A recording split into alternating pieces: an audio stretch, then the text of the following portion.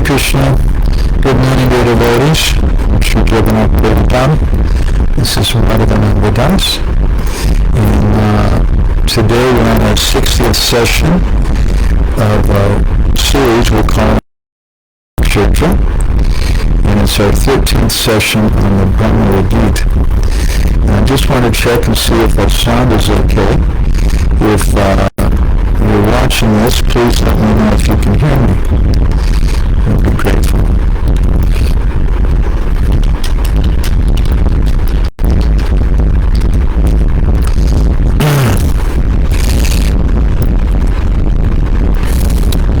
So today we wanted to do some reading from the 13th chapter of the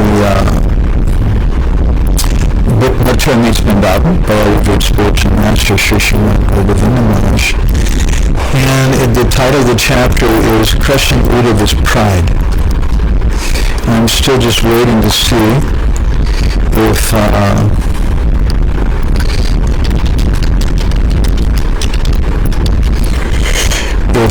someone can hear us.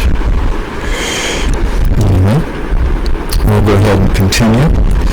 So, Bhramara spoke about how one of the purposes for Krishna sending Uddhava to Vrindavan was to crush his pride, because Uddhava had some pride in being a devotee. Hare Krishna. Hare Krishna. Can you hear us okay?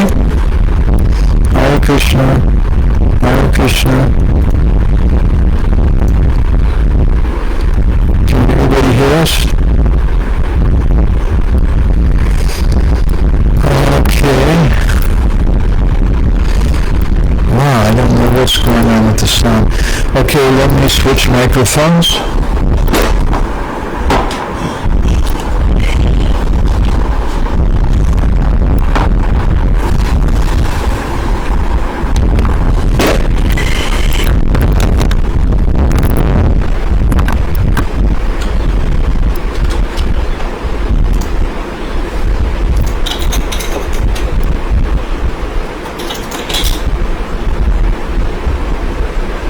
Is it better now? Can you hear me okay? Is this better now? Hare Krishna? Hare Krishna? Can you hear me okay? That's the only other option that we have.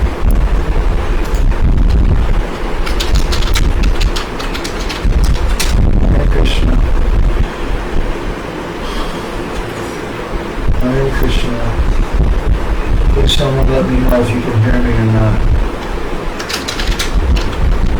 Hare Krishna, Hare Krishna, Krishna Krishna, Hare Hare, Hare Ram, Ram Hare Hare. Okay, thank you very much for the rest of it.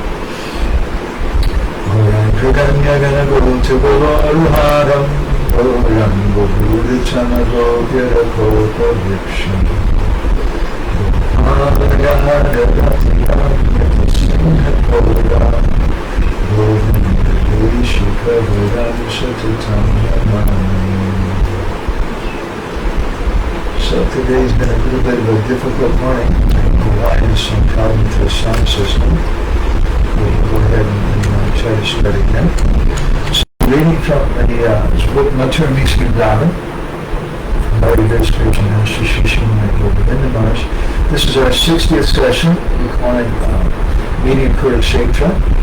And today we're reading from Mathura Meets Vrindavan, chapter 13, Crushing the Pride of Uddhava, when Gour speaks something about the pride of Uddhava and how Krishna sent him to Vrindavan to crush that pride.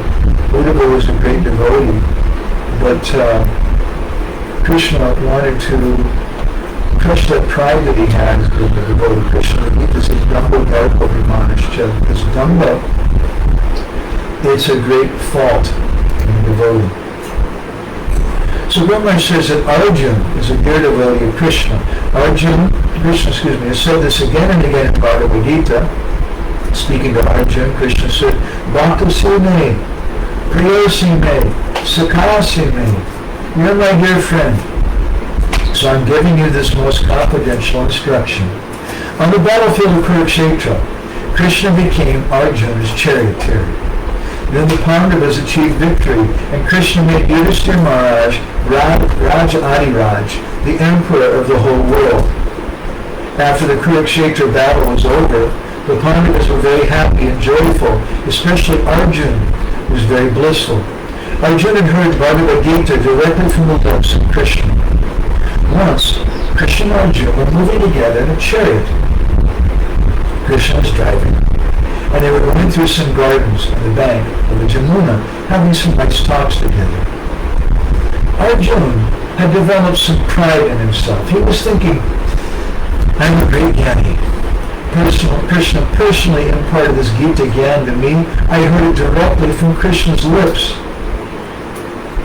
Krishna knows what you're whispering in your heart, because he is there in the heart as super soul. Krishna understood. Arjuna has developed pride.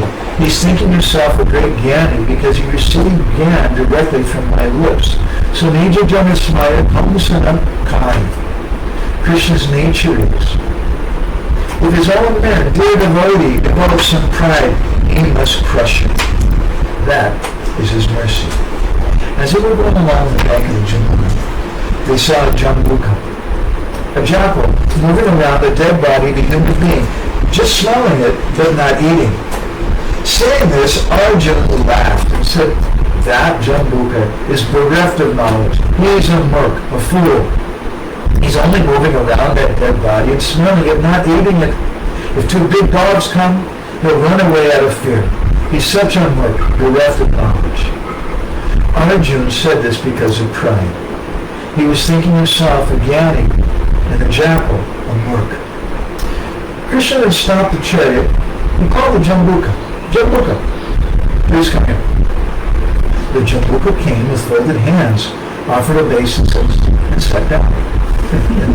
Then Krishna asked, oh jambuka, the dead body of this human being is your food. Why are you only moving around it and not eating? The jambuka replied, oh my Lord, you are all-knowing. What shall I say? Although this is my food, still I have some discrimination. Without discrimination, I won't eat. Krishna said, you have some discrimination? Let me stop for a second. Yes, yes. I don't know what else to do. The fan is there. Going the microphone. Rajesh, you can't understand?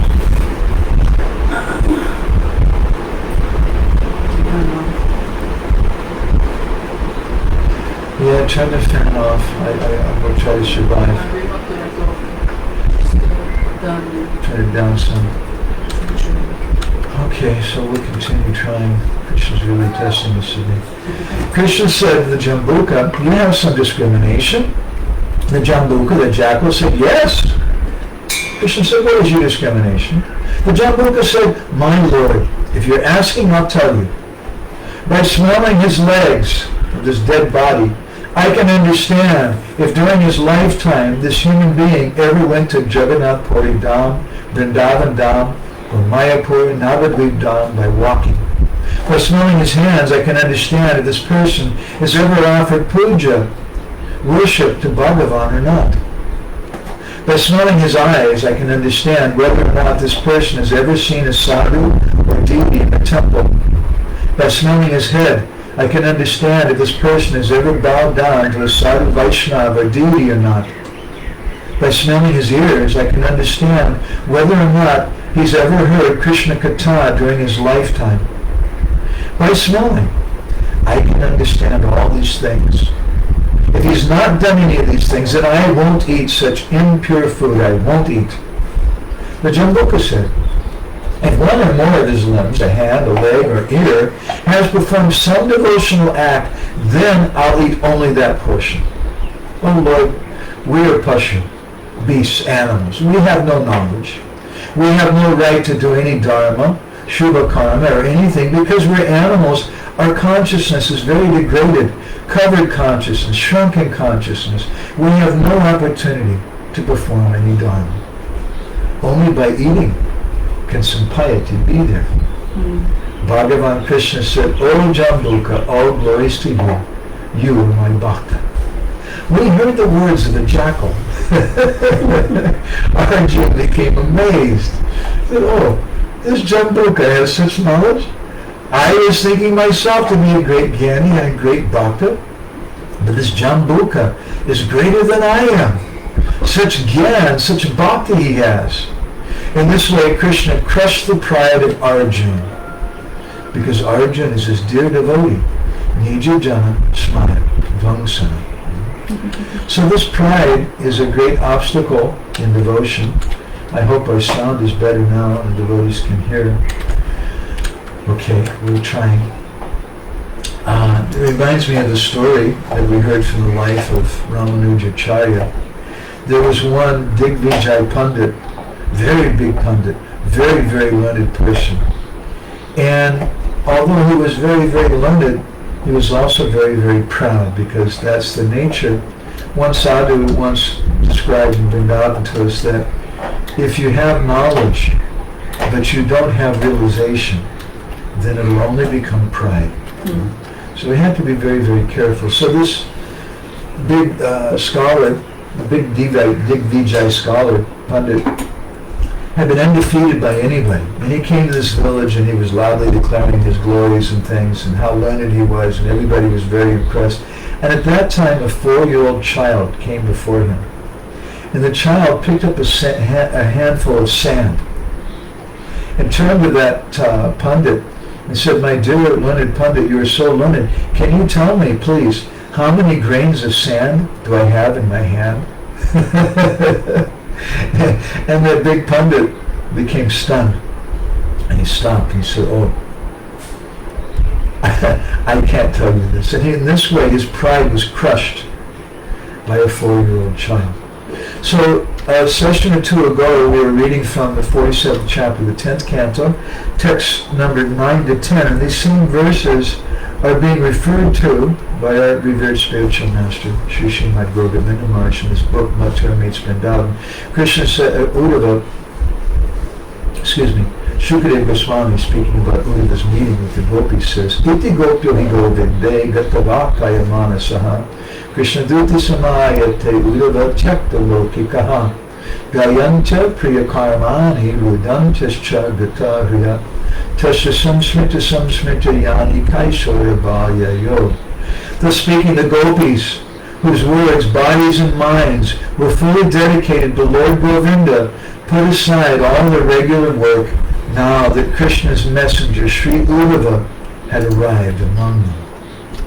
Constantly remembering the activities the beloved Krishna had performed in his childhood and youth, they sang about them.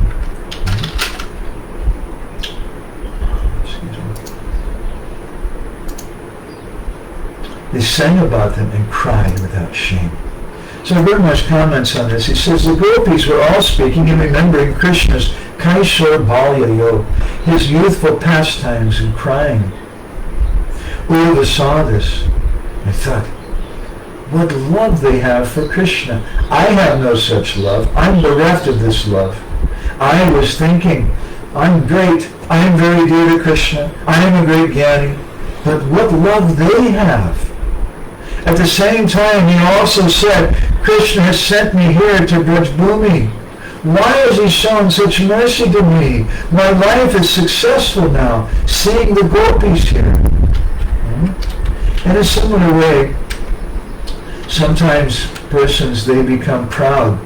They go and they collect a few books of knowledge, and even in the society of devotees, we give them respect. Oh, he has such knowledge. And sometimes even older devotees, senior devotees, they're impressed. Oh, this person has more knowledge than I have. But if it's not realized knowledge, then what's the value of it? That knowledge only becomes like a jewel on the head of a serpent. Something very, very dangerous. Who do we want to hear from? Someone who's a big, big Sanskrit scholar and a disciple of Srila Prabhupada, but who later rejects Srila Prabhupada, thinking that Prabhupada's not a bona fide guru. Or Jayananda Prabhu, who could not even pronounce the Gayatri mantra correctly and maybe knew one or two verses, practically nothing. But we want to hear from Jayananda because Jayananda Prabhu has love. And we should always remember the purpose of our society is to develop love, not to develop jnana.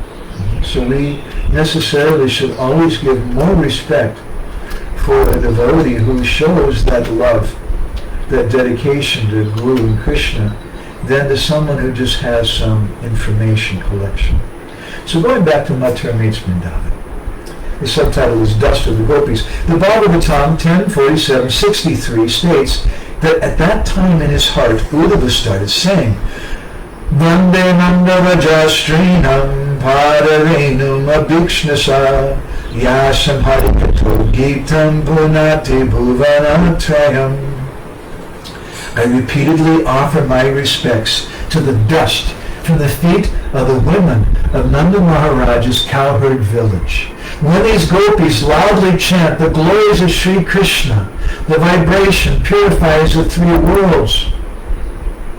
In his mind, Uddhava offered obeisances at the lotus feet of the damsels of Brajbhumi, and he sought the dust from their lotus feet. Yasham Harikato Gitam Punati Bhuvanatrayam.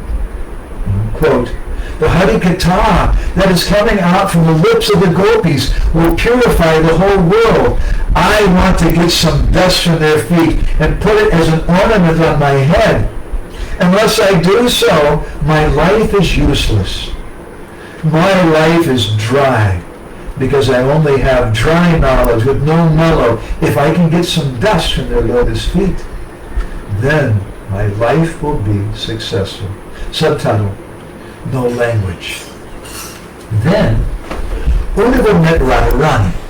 Radharani was feeling acute pains of separation and had become completely mad. She was in a dying condition, but death was not coming to her. Radharani had developed some anger, some sulkiness. That mood is known as Madhanakya Mahabhav.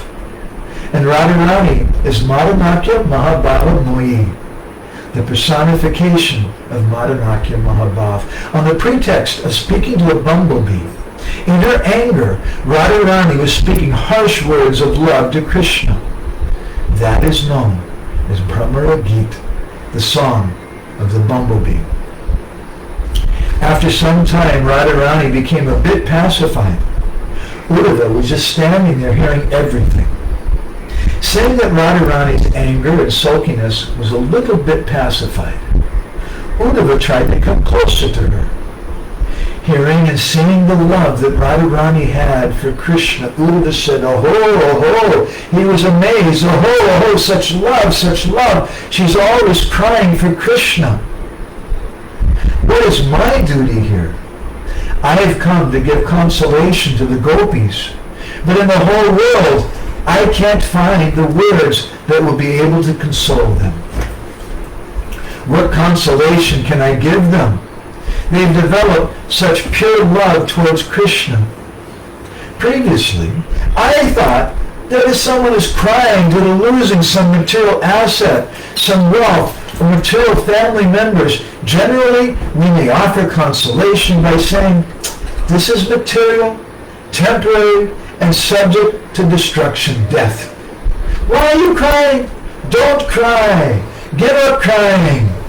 Develop your eternal relationship with the Lord. With these words, we may offer some consolation. But Uddhava thought, what can I tell the gopis? In the entire world, I cannot find the language to express consolation to them. They are crying for Krishna. How can I say don't cry for Krishna? How can I say so? If I say don't cry for Krishna, it will be a great offense. It is the supreme Purushartha, the supreme goal in life, to develop Krishna prema and to cry for Krishna. That is needed. And the damsels of Brajabhumi have got it. I, Uddhava, have not obtained it. My life is useless. Thinking in this way, Uddhava condemned himself. How can I say don't cry? Rather, something in me prompts me to tell them, Cry more, cry more, cry more. How can I tell them? Don't cry. Finally, Buddha just glorified them. He just ran out of things to say or do. And he just glorified them. O Gopi damsels in Brajabhumi, you are incomparable. You've developed such a loving mood towards Krishna. There's no comparison with it. Krishna Prem is the supreme paramartha, the supreme goal. It is Panchama Purushartha, the fifth and topmost Purushartha. You've developed it completely. Many yogis, munis, and sadhakas have practiced sadhana for hundreds and thousands of years, and some for many, many lives. Still, they cannot get this Krishna Prem, but you've gotten it. Your whole existence, your entire bodies are made out of Krishna Prem. Therefore, everyone throughout the three worlds worships you. Everyone worships Krishna Prem. Although practically no one can attain it, you've gotten this Prem. You are completely surrendered. Sarvadharma Parityagya Mamekam Sharanam Braja. The gopis are the example of complete surrender. They've given up all dharmas, even Vedic dharma, Vedic etiquette, Vedic regulations. Their surrender is based on pure love. Unless you develop such love, your surrender is not complete. It may be artificial, partial, or conditional. If praying is not there, then it's not true surrender. That's a very classic statement from our Guru Maharaj. And the next subtitle in this chapter is Worshipped by the Three Worlds. And he quotes a verse which is Bhagavatam 10:47-24. Dhanabrata tapo homa japa svajaya samyamai shreyo bhirvidaschayanyai krishne bhaktir hisadyate. Quote, devotional service under Krishna is attained by charity, strict vows, austerities, and fire sacrifices, by japa, study of Vedic texts, observance of regulated principles, and indeed by the performance of many other auspicious practices. End of quote. Uddhava goes on telling the gopis, you are doing sadhana. Oh, excuse me, this is Guru Maharaj speaking to the devotees. You are doing sadhana. You are sadhakas. What is the goal of your sadhana? It is Krishna Prem. There are many types of sadhana. One may be a very charitable person giving dana, charity. Some follow vrata, a vow. Some undergo severe tapasya, austerities. Some perform yajna. Some chant japa. Some study the Vedas swadhyaya. Others practice controlling or restraining the senses, samyamai. Various types of sadhana are there, but the goal is Krishna Prem. Uddhava told the gopis, you have already achieved the ultimate goal, to develop pure love at the lotus feet of Govinda. Therefore, all the residents of the three planetary systems worship you gopis, Tribhuvana Pujita. You are the embodiment of that prema. Such prema is anuttama, incomparable, and sub-uttama, the topmost. There is no limit to it. There's an example of fire.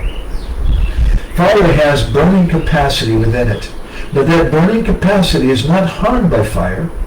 Ajita vastu noi. Burning capacity is natural with fire.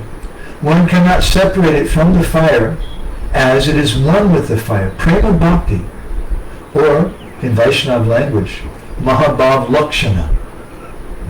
Mahabhav Lakshana means the symptoms of Mahabhav. Mahabhav Lakshana is one with you, O gopis. You have not earned it. Don't think the gopis have done some sadhana or something. Although sometimes Guru Maharaj said that they did some sadhana. He said, on one occasion, he said the gopis, they were doing sadhu sangha. And by that sadhu sangha, they achieved perfection. And what sadhu sangha were they doing? Who were they associating with? Krishna. So Gour says here, this Mahabhav Lakshana is one with you, O gopis. You've not earned it. It is inseparable from you. Muninam api durlabha. What great munis and rishis cannot attain even after undergoing severe austerities and penances for many, many hundreds and thousands of years, you have attained. O gopis, by your own activities, you are teaching us how to develop love for Krishna. Brajabhumi is the most glorified place in all the 3 planetary systems because you gopis are here. In Gopal Champu, just to make a small comment on the side, Jiva Goswami describes, I believe it was Gopal Champu, it may have been a commentary I was reading, that Krishna says the only reason I'm living in Vrindavan is because Srimati Radharani ji. And Bhaktivinoda says a similar thing in one of his songs too. So Gour goes on. Krishna gives the concluding, most confidential instruction in Gita, Sarva Dharman Parityagya Mam Ekam Saranam Braja. Abandon all varieties of Dharma, even Veda Dharma, and surrender it to me. You have done this. You are the embodiment of this mantra, Sarva Dharma Parityagya Mam Ekam Saranam Braja. In all the 3 worlds, I've never found anyone, Uddhava says, who's given up all Dharma for Krishna. You are the embodiment of this mantra. And then Gour quotes another verse from the 47th chapter of the 10th canto, this Bhramara-gita. This is text number 26. Uddhava tells the gopis, Jishya putram pratindehan swajanam bhavanani cha hidvavinita yuyam yat Krishnakyam Purusham Varam. Quote, by your great fortune you've left your sons, husbands, bodily comforts, relatives, and homes in favor of the supreme male who is known as Krishna. So I think I'll read another paragraph here, and then we'll go ahead and stop. And if any devotees have any reflections or comments, please share that with us. Lakshmi Narayan Pandit is complaining that the sound is not good. I'm so sorry. We've changed microphones. We rebooted the computer. We turned off the fan. We've done everything we can do. I don't know what else to do. So Uddhava is telling the gopis, Gour says, you've given up your sons, your husbands, your fathers-in-law. Let me just check something else for the sound. Yeah, the sound is the loudest that it can go. You've given up your sons, your husbands, your fathers-in-law, mothers-in-law, home, hearth, and everything for Parama Purusha, Parama Brahman, Param Brahma, the Supreme Personality of Godhead, Krishna. Of course, this is correct. Those who have gotten Krishna in this world have given up everything. But there is a difference in your renunciation, O gopis, and the renunciation of others to get Krishna. Your renunciation is based on pure love. Their renunciation is based on some vichar, some consideration. What is that consideration? One must renounce everything, otherwise they cannot get Krishna. It is based on this consideration. But your renunciation is not based on this vichar. Your renunciation is quite natural and is based on pure love. You don't know that you've renounced anything.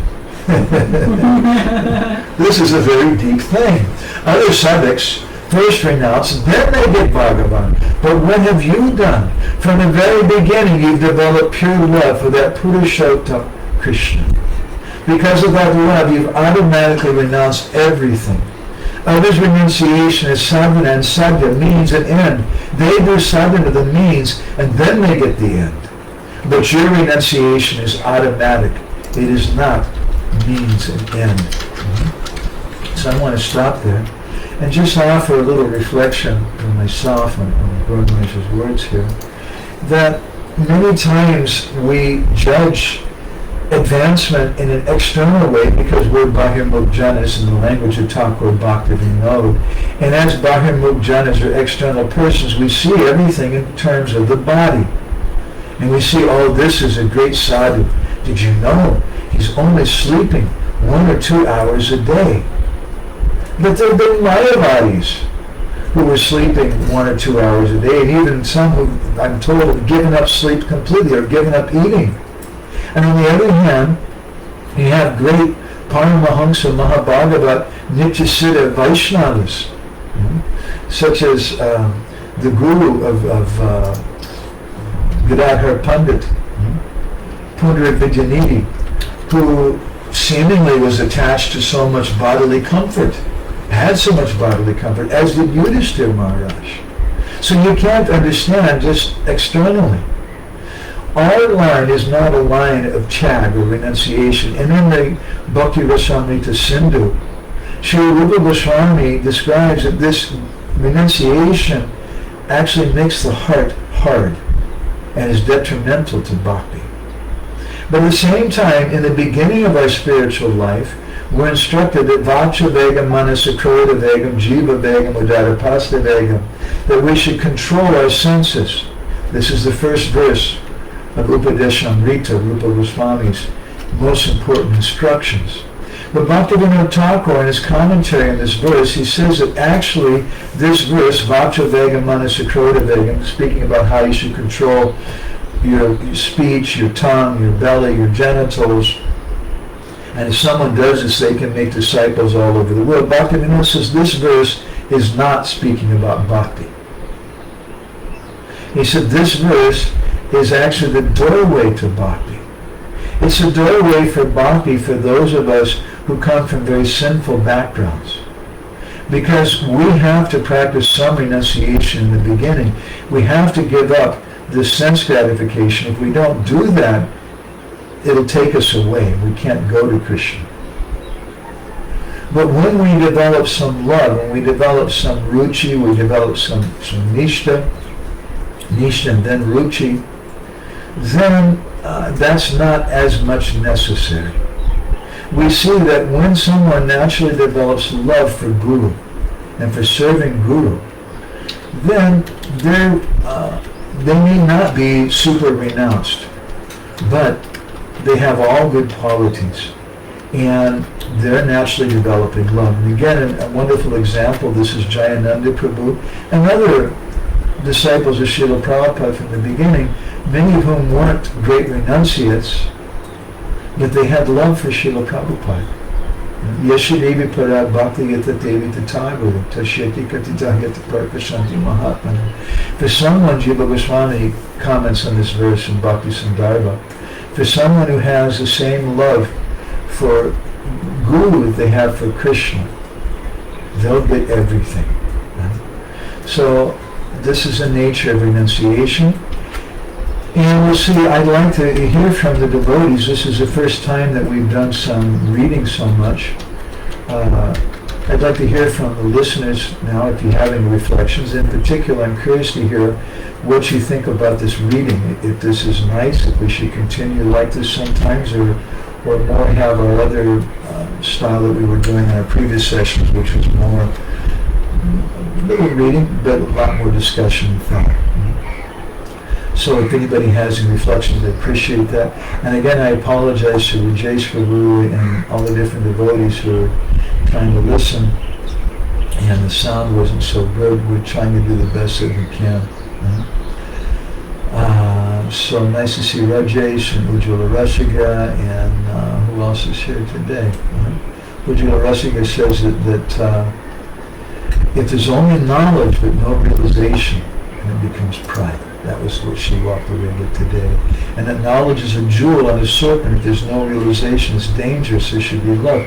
And this is a very difficult thing to understand, because sometimes devotees, or even non-devotees, even scholars, they read some poetry from the Goswamis, or they read some book like Ujjwal Nilamani, which expresses very, very deep ecstatic devotional sentiments. And when they speak about that, and when we hear from them, and we're hearing the words of Rupa Goswami and others, we think, my gosh, this is so sweet, this person really has something. But contrary to what some people sometimes try to claim, Sanskrit knowledge is not required to get bhakti. Even it's not required to understand the writings of the six Goswamis. And there's a story in this regard that there was one devotee whose name was Krishnadas Babaji. He was born and raised here in Orissa, And later he went to Braj, and he's famous that he was the first devotee to write some Leela Smarana, or pastimes of the Lord, Astakaliya Leela, the eightfold pastimes. And he combined the pastimes of Krishna and Gauranga Mahaprabhu, some famous books that he compiled. He lived about 100, 200 years ago. So there's a famous story that when he went to Braj, he was staying on the bank of Kusum Sarovar in Govardhan, on the bank of Manasi Ganga. And while he was staying there, he felt some frustration because he wanted to do his Nam Bhajan, but he also wanted to be able to read deeply the writings of the six Goswamis. And to do that, he had to study Sanskrit and grammar. This is Radha Govinda Maharaj once told me personally, he said, don't bother to study Sanskrit right now, at this time in your life. So he was feeling frustration. And that frustration became so intense. He so much wanted to study the writings of the six Goswamis, but he also wanted to do his Nam Bhajan. He couldn't tolerate. And finally he just jumped into Manasi Ganga to commit suicide. And some devotees that saw him, they were very shocked. This sadhu jumped into the water and he's not coming out. And he didn't come out for several days. And when he came out of the water, he had a palm leaf manuscript, an original handwriting of Vishwanath Chakravarti Thakur. And he came out, and Srimati Radharani personally gave him all realization of the Goswami's books. So, similarly, Gorakeshwara's Babaji, he didn't read, but he understood the Goswami's literatures. Ujjwala Rasiga, she's listening to our class today. She just wrote a nice book about devotee care. Now, if I want to understand something about Ujjwala Rasiga, I could ask her to write a biography. And I could read the biography of Ujjwala Rasiga, and someone may read that biography. But just reading that biography doesn't mean you're going to understand that person, does it? Whereas her daughters, they may say, oh, Mom, I'm not going to read your biography. Forget it. Leave me alone. But that daughter may understand her better, definitely will understand her better, than someone who's never met her and doesn't have a relationship. So understanding doesn't come just by mere gyan, but it comes by having a relationship. Ujjwala Rasiga, she comments here, how can I say, don't cry for Krishna? Your entire body is made of Krishna prema. Binda Sundari has commented, I really like this section. Cry for Krishna, cry more. And she says, I hope I can get there eventually. In the meantime, I'll cry, but I can't cry. Okay, so we'll go ahead and stop there. Again, I have some humble requests from anybody listening. I'd like to know what you thought about this reading as compared to our normal style of speaking. And if anybody here in the room has any reflections, it's a good time for it. Krishna, I am only living in Vrindavan because Radharani is there. And also this thing from Gurudev that the gopis attained that love by sadhu sangha, and the sadhu that they were associating was Krishna. And there is this whole description that you found a little while ago about the etymology of the word sadhu, how Krishna is actually called sadhu because he serves his devotees, a short version. Yeah. Okay. Thank you very much. Hare Krishna. So I want to thank everybody very much for taking part today. And we'll be back again every Tuesday morning. This is our weekly adventures in Srimad Bhagavatam. Thank you all very much. Grantaraj Srimad Bhagavatam ki jai. Srila Prabhupada ki jai. Samaveda Bhaktavinda ki jai. Vanchakalpadurubhischa kripa sindhu vyevacha patitanam pavanebhyo Vaishnavebhyo namo namaha. Ananda Koli Vaishnavinda ki jai.